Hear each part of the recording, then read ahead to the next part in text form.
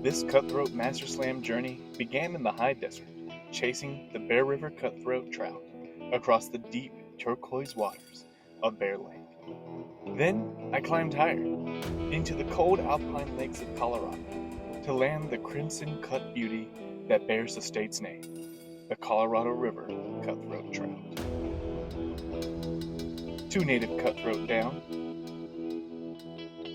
2 chapters written, 2 more giants to go.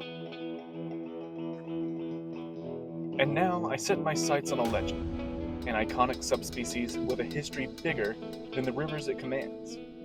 Fishermen from across the globe travel to these rugged rivers, drawn by the shimmer of its golden tail. The Yellowstone Cutthroat Trout, the historic fish of America's first national park. Hi, I'm Zachary Todd, host of Hook 'em High, and this time I'm heading north to get the most photographed and possibly the most famous cutthroat trout in all of America.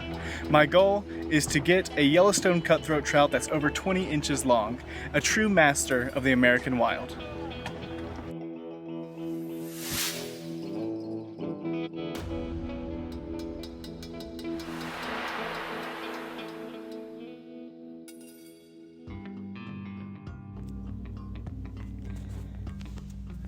Ever since I completed my first Utah Cutthroat Slam, you could say I got hooked on fishing. I completed the challenge, but I wanted more. With the announcement from the Utah Department of Wildlife that each of the 4 native fish would be featured on their own medallions upon completion of future slams, I devised a plan that would push my angling abilities to the edge. I called it the Utah Cutthroat Master Slam. The challenge requires that I complete the Utah Cutthroat Slam 4 times to get each edition of the medallions: the Yellowstone River, the Bear River, the Colorado River, and the Bonneville. However, that is not the hard part. In addition, I need to catch a 20-inch or better trout in each of the 4 species. This challenge will take me to new places, push me to learn more about them and the terrain than ever before. Upon completion, each cutthroat will have a replica made and displayed with their respective medallion. Join me as I put myself to the test to complete the Utah Cutthroat Master Slam.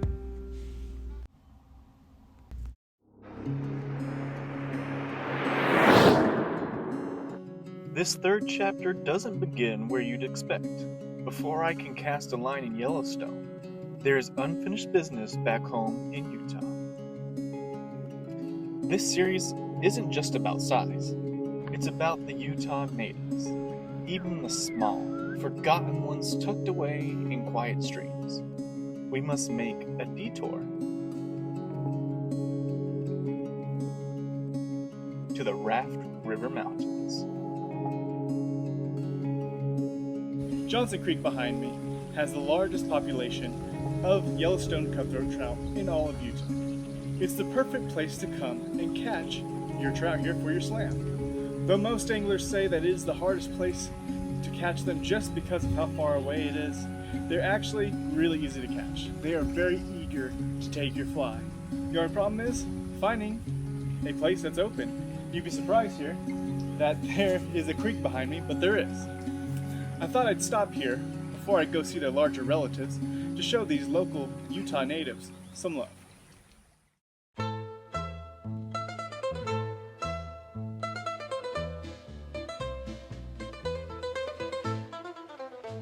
Fishing here is quite unconventional. This isn't wide open river casting. It's combat fly fishing, a method called dabbing, creeping up to the water's edge and gently bouncing your fly on the surface beneath a ceiling of branches is the way to entice a bite. With a little skill and a lot of luck, you'll get a strike. And maybe a mini rodeo on the end of your line.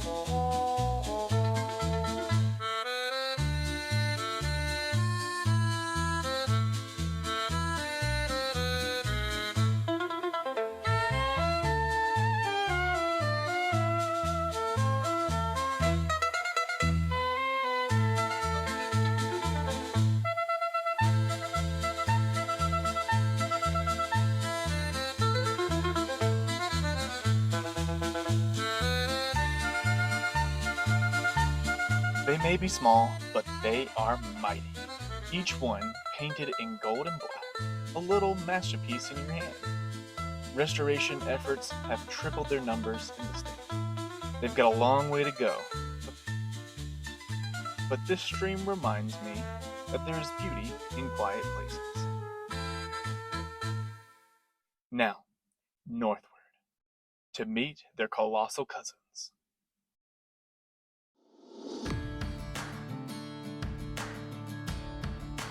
Yellowstone National Park, America's first, and still its wildest. With 500 active geysers, snowfall in every month of the year, and the largest active volcano on the planet, Yellowstone is a place of extremes. It's rugged, unforgiving, and yet it teems with life. Bison, elk, wolves, bears, and eagles, icons of the American wilderness, and at the center of it all, a fish.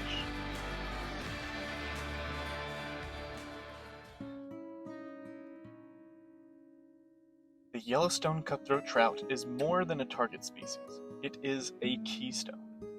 Its spring spawning run fuels the entire ecosystem, but that balance was nearly destroyed.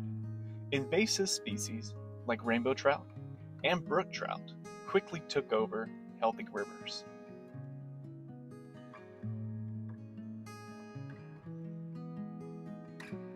However, the most devastating invader is the lake trout. They came silently, introduced in the 90s, and gorged themselves on the bounty of cutthroat.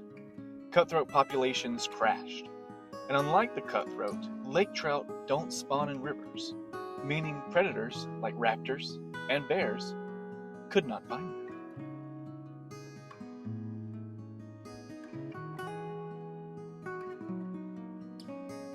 As native cutthroat disappeared, Yellowstone's predators turned to a new prey, elk calves. They became a substitute, and soon the entire food chain felt the impact. There's a saying here, lake trout kill elk. Not directly, but the ripple effects are real. Less food leads to less animals for us to enjoy. But there is hope.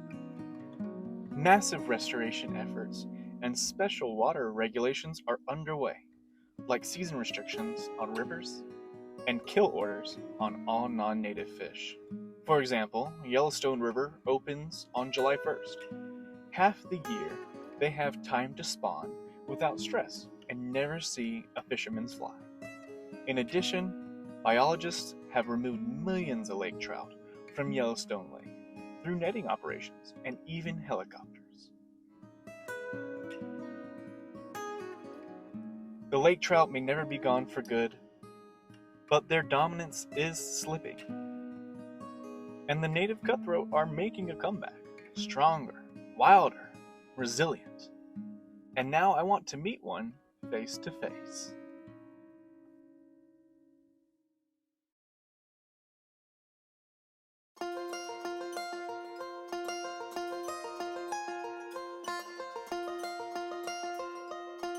Yellowstone is best experienced with the ones you love. This place isn't just scenery, it's a feeling, meant to be shared. I brought along with me a few first-time fly fishermen, hopeful and eager, all of us chasing the same dream, landing a lunker. And every seasoned angler knows there are secrets worth passing on to a select few. Maybe it's the perfect grasshopper pattern, a knot that never slips, or a cast that slices the wind just right. Out here, every detail matters.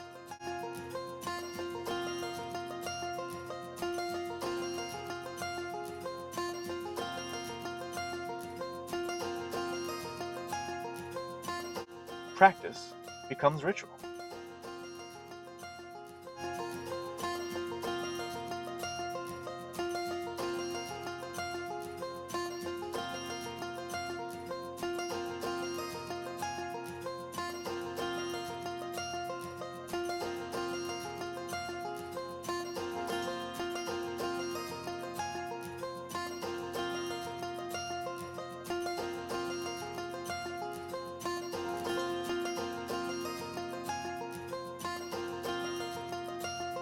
But when you're fishing in the wild, even if the river seems like you've got it to yourself, you're never truly alone. Suddenly, the atmosphere shifts.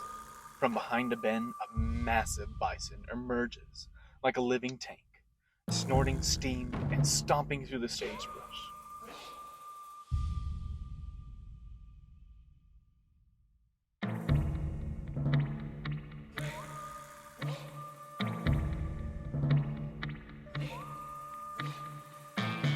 After display destruction, the ground vibrates beneath us as he charges forward, eyes locked not on us, but through us, like we were ghosts in his domain.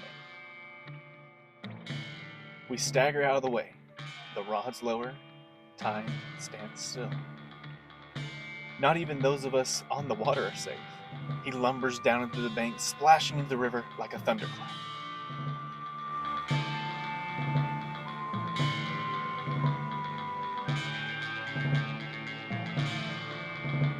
Water flies, fish scatter, and so do we. In Yellowstone, the residents always have the right of way, and you don't argue with a 1-ton Tatanka.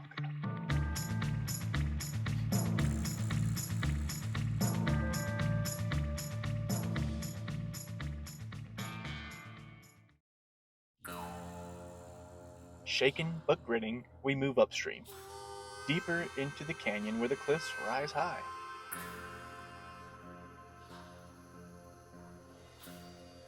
Solitude returns, and within a few casts, everyone's rhythm clicks into place. And soon, the line tightens. A native cutthroat flashes in the current. This fish, this canyon, this moment, it's peak fishing.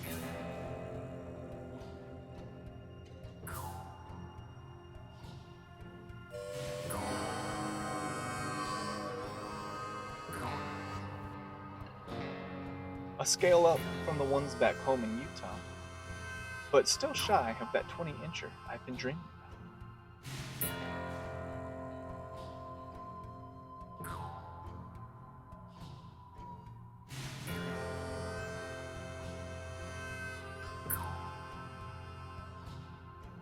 Maybe another day, I'll strike Yellowstone gold.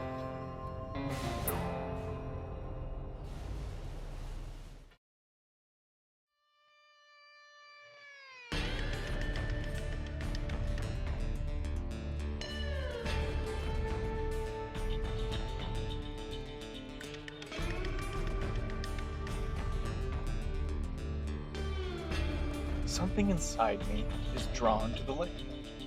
Up at 5 a.m. in 20-degree weather is no joke, but it may be the sacrifice I need to thaw my life. Armed with a Castmaster and a kayak, I'm ready for the fight. You feel it in your hands before you see it. The weight, the run, the flash of gold. A fish forged in glaciers and fire. Alright, we got something here. Ooh, it's fighting good. Ooh, it looks big. Okay. Oh, it's nice. Please be it. Please be my 20-incher. Ooh. That's him. That is him. Oh my goodness. Oh my gosh. This is a giant. It's a giant cutthroat trout. Holy cow. Holy cow. Gigantic cutthroat trout. Oh my goodness. Oh my goodness. Look how big this guy is. Ooh. Look at this behemoth of a fish. Holy cow. That is a giant fish. Do you see this? Oh my goodness. He's so big. He's so big. So big. Holy cow. Look at that. That is a 20-inch fish right there. I gotta measure him real quick. But he's huge. He is girthy. Look at this giant fish. Alright. There you go, big boy. That was great.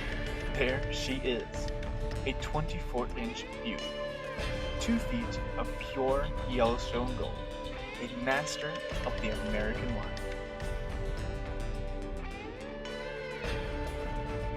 So that was a big guy. Big old trout. Huge, huge trout. I mean, it put up a good fight. It was pulling the rod. It was diving under. That was awesome. Caught him off of a red and gold Castmaster. They said little Jake's worked well. I didn't have one, so I got him off the Castmaster. And holy cow, that was absolutely amazing. Whew. It took me about 5 minutes just to bring him in, and he was heavy, heavy fish. Oh my gosh, I am so happy. I came here just for that, and the first fish on, you know what, if that's the only fish today, I'm happy with it because that was a monster. I'm one of those people, would you rather catch one big fish or a bunch of small ones? I want the big one. I need it. I need the big one. That was awesome. So here, Yellowstone National Park, caught the beautiful native Yellowstone cutthroat trout. The Yellowstone cutthroat trout tells a story of conservation, of grit, and connection to this place, to history, and to the wilderness. Well, that's 3 down, 1 more to go. The Cutthroat Trout Master Slam continues. Thanks for joining me on this chapter of the journey. Like and subscribe so you don't miss the next chapter, the Bonneville Cutthroat Trout. If you're chasing your own slam, or just chasing wild, remember, respect the fish, respect the land, and always hook 'em high.